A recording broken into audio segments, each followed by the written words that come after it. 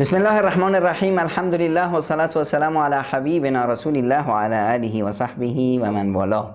داشتیم در مورد حقوقی که اسلام برای یک بزرگسال ضمانت کرده حرف می‌زدیم. گفتیم که از جمله حقوقی که باید در حق بزرگان بشه یکی احترامشون، یکی اکرامشون، یکی سلام کردن بهشون، یکی با لطف صدا زدنشون، یکی پیش قدم کردنشون در مجالس، در حرف زدن و اینا.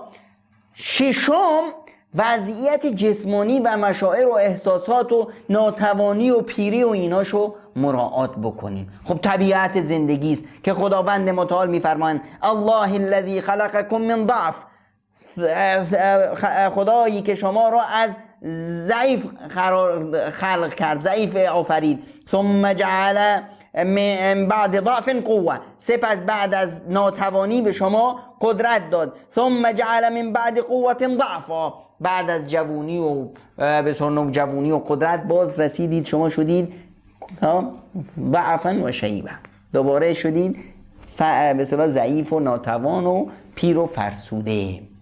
و باید این رو مد نظرمون داشته باشیم که چطور ما با بزرگسالامون رفتار میکنیم در آینده با ما همینطور رفتار میکنن. چطور ما با پدر و مادرمون رفتار میکنیم؟ بروا آباءکم تبرکم ابناؤکم، پدر مادرتون رو برسید تا فرزندانتون به شما برسن. و پیامبر اکرم صلی الله علیه و سلم میفرمایند هر کی میخواد که خداوند اون رو از جهنم نجات بده و اون رو داخل بهشت کنه و وقتی مرگش میاد بر ایمان صادق به خداوند و روز قیامت بمیره، ولیأتی الی الناس الذی یحب ان یؤتی له، اون کاری رو در حق مردم انجام بده که دوست داره مردم با اونطور رفتار کنن.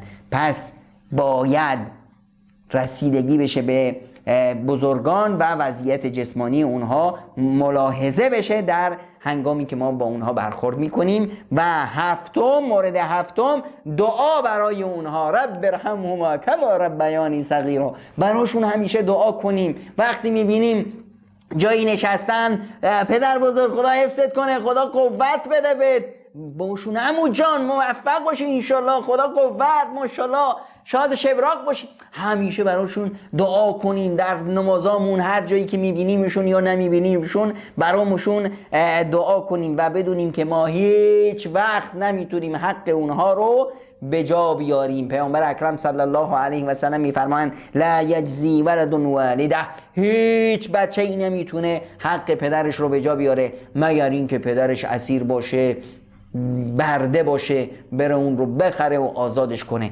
یعنی زندگی بهش ببخشه همونطور که اون به شما زندگی بخشید. اینا بعضی از حقوقی هست که ما باید در حق بزرگترا رعایت کنیم.